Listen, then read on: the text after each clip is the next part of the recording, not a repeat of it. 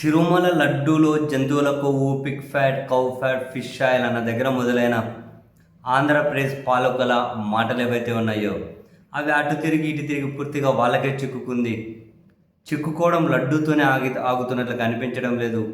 దీని వెనక mafia syndicate ఉంది అని, దాని వెనక చంద్రబాబు నాయుడు గారి మాస్టర్ మైండ్ ఉంది అని, ఒకే దెబ్బకు రెండు పిట్టలు అనే విధంగా జగన్మోహన్ రెడ్డి గారిని ఇటు రాజకీయంగా టార్గెట్ చేసి, మరొక వైపు వందల కోట్ల రూపాయలు స్కామ్ చేయాలి, టీటీడీ నిధులను కొల్లగొట్టాలి అని చెప్పే ప్రణాళికతోనే చంద్రబాబు గారు ముందుకు వెళ్ళారు అని, జగన్ గారిని రాజకీయంగా బద్నాం చేయాలి అన్నది విఫలమైపోయారు. అది వాళ్ళకే చుట్టుకుంది.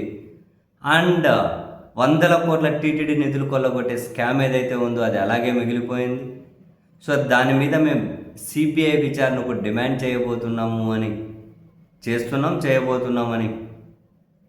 సజ్జల రామకృష్ణారెడ్డి గారు మీడియాతో మాట్లాడిన తర్వాత చివరికి ఎపిసోడ్ మొత్తం హెరిటేజు, ఇందాపూరు, సంఘము, వైష్ణవి, ఈ డైరీల మొత్తము లింకులు, ఆర్థిక కార్యకలాపాలు రాబోయే రోజుల్లో ఏమైనా కనుక సిబిఐ కంపౌండ్కి చేరుతాయా అనే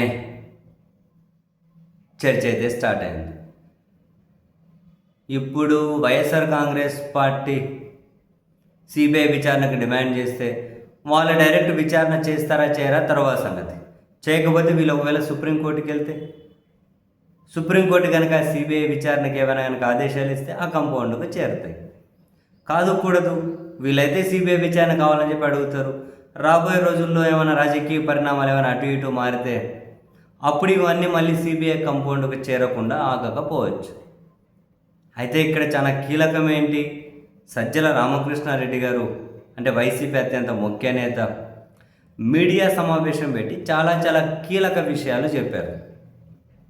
చంద్రబాబు నాయుడు గారు వాళ్ళ టీం ఎప్పుడైతే జంతువుల కొవ్వు అనే ఎపిసోడ్ స్టార్ట్ చేసిందో అప్పటి నుంచి ఇప్పటి వరకు తిరుమల లడ్డూకు సరఫరా చేసిన నెయ్యి కాంట్రాక్ట్లు కనుక చూస్తే కనీసం 200 కోట్ల రూపాయల స్కామ్ జరిగింది.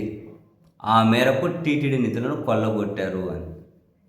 దానికి వాళ్ళు చూపెడుతున్నది ఏంటి, 2024 ఆగస్టులో సెప్టెంబర్లో సంఘం డైరీకి అని చెప్పి 599 రూపాయల కేజీ నెయ్యి సరఫరా కాంట్రాక్ట్ ఇచ్చారు. అది తెలుగుదేశం పార్టీ ఎమ్మెల్యేది. అంటే ఇదంతా ఒక సిండికేట్ పనిచేశారు అని. అంటే బేసిక్గా ఇప్పుడు మనకి వినిపిస్తున్న పేర్లు ఏంటి, సంఘం డైరీ, వైష్ణవి డైరీ, వాళ్ళ మధ్య ఉన్న లింకులు, హెరిటేజు, ఇందాపూర్, వీళ్ళ మధ్య ఉన్న లింకులు, వీళ్ళు సరఫరా చేసినటువంటి నెయ్యి. 2024లో ఆగస్టు సెప్టెంబర్లో 351 రూపాయలకు కేజీ నెయ్యి సరఫరా చేసినప్పుడు ఏడాది తిరగడ ఇప్పుడు 2026 వచ్చేసరికి 716 రూపాయలకు నెయ్యి సరఫరా చేసే కాంట్రాక్ట్ ఎందుకు ఇస్తున్నారు, ఎలా పెరిగింది, 1.5 రెట్ల ధర, 1.5 times ధర ఎలా పెరిగింది ఒక సంవత్సరంలోనే అన్న దగ్గర నుంచి మొదలై కర్ణాటక మిల్క్ ఫెడరేషన్కి 20 లక్షల లీటర్ల నెయ్యి సరఫరా చేసే కాంట్రాక్ట్ ఇచ్చి మళ్ళీ లేదు వాళ్ళు 10 లక్షల కాంట్రాక్టే సరఫరా చేస్తారంట, మిగతా 10 లక్షలు ఇందాపూర్కి ఇస్తున్నాము అని చెప్పి అది చెప్పి మళ్ళీ మేము సరఫరా చేయలేము అన్న కేఎంఎఫ్ నుండే, కర్ణాటక మిల్క్ ఫెడరేషన్ నుండే మళ్ళీ 716 రూపాయల కోసం అని చెప్పి మళ్ళీ నెయ్యి సరఫరా టెండర్లు వేయించుకొని చాలా పగడ్బందీగా చేస్తూ ఉన్నారు. మార్కెట్లో ధర ప్యాకింగ్ ఉంటుంది, మార్కెట్లో రిటైలరు, హోల్సేల్ డీలరు, ఇదంతా ప్యాకింగ్ ఛార్జీలు ఇవన్నీ ఉంటాయి. అంత క్వాలిటీ నెయ్యి కూడా 540 రూపాయలకే దొరికితే వీళ్ళు నేరుగా బల్క్ ట్యాంకర్లలో సరఫరా చేసి 716 రూపాయలకి ఎందుకు సరఫరా చేస్తున్నారు. మొత్తం మీద మద్యం సిండికేట్ అంతా కలిపి 200 కోట్ల రూపాయలు స్కామ్ చేశారు. ఈ స్కామ్ వెనక చంద్రబాబు నాయుడు గారు ఉన్నారు. ప్రధానంగా ఈ ఆర్థిక ప్రయోజనాలు, జగన్ డ్యామేజ్ చేయాలనే రాజకీయ ప్రయోజనాలు ఒకే దెబ్బకు రెండు పిట్టలనే దాన్ని ఆయన ఎగ్జిక్యూట్ చేద్దాం అనుకున్నారు. రాజకీయంగా అయితే చంద్రబాబు చుట్టుకుంది, ఆర్థికంగా అయితే 100 కోట్ల ప్రయోజనాలు వాళ్ళు వందల కోట్లు టీటీడీ నిధులు వెనకేసుకున్నారు, దీని వెనకల స్కామ్ ఉంది, దీని మీద విచారణ కావాలి, సిబిఐ విచారణ మేము డిమాండ్ చేస్తూ ఉన్నాం. నెక్స్ట్ సిబిఐకి అఫీషియల్గానే కంప్లైంట్ చేస్తారేమో, వాళ్ళు విచారణ చేయకపోతే నెక్స్ట్ సుప్రీంకోర్టులో ఏమైనా పిటిషన్ వేస్తారేమో. బట్ ఈ వ్యవహారం అటు తిరిగి ఇటు తిరిగి చాలా దూరం వెళ్ళేటట్లే కనిపిస్తూ ఉంది. అండ్ ఇక్కడ ఇంకో కీలకమైన విషయం చెప్పారు సజ్జల రామకృష్ణారెడ్డి గారు. తిరుమలకు నెయ్యి సరఫరా చేసిన తర్వాత అది పరీక్ష చేసే ల్యాబ్ ఏదైతే ఉందో దాన్ని జగన్మోహన్ రెడ్డి గారి పీరియడ్లోనే ఆధునీకరించారు, మరింత హై ఎండ్ టెస్టులు చేసే విధంగా ఆధునీకరించారు. ఆ ఆధునీకరించిన ల్యాబ్లోనే చంద్రబాబు నాయుడు గారు ముఖ్యమంత్రి అయిన తర్వాత కొన్ని ట్యాంకర్లు వచ్చాయి, పాస్ అయిపోయి, మళ్ళీ 4 ట్యాంకర్లు వచ్చాయి, అవి రిజెక్ట్ అయ్యాయి. రిజెక్ట్ అయిన తర్వాత వెనక్కి పోయాయి. ఆ వెనక్కి పోయినవే మళ్ళీ పేరు మార్చుకొని మళ్ళీ అదే ల్యాబ్కి వచ్చాయి. అవి పాస్ అయిపోయింది అన్నారు, అది లోపలికి వెళ్ళిపోయాయి. ఆ ట్యాంకర్ల నుండే నెయ్యి శాంపుల్స్ తీసుకొని ఇప్పుడు సిబిఐ విచారణ వరకు వచ్చింది.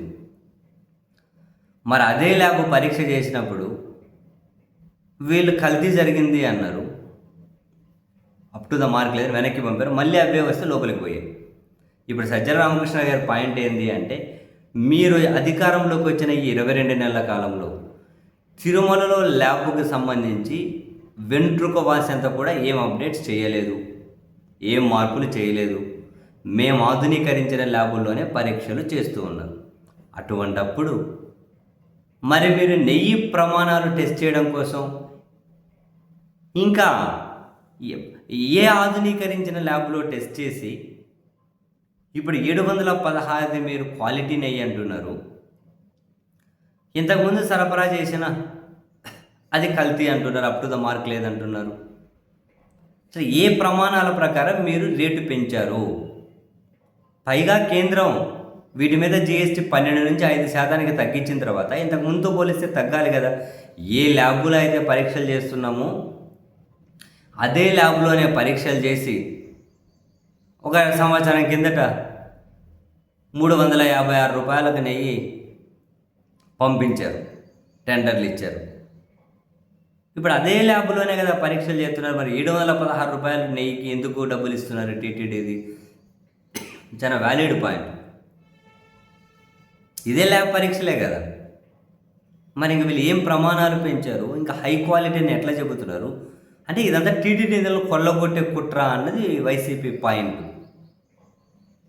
మరి దీని మీద సిబిఐ విచారణ జరిగే సూచనలు ఉన్నాయా? వీళ్ళైతే కంప్లైంట్ చేస్తారు, వినకపోతే సుప్రీంకోర్టుకి వెళ్తారు.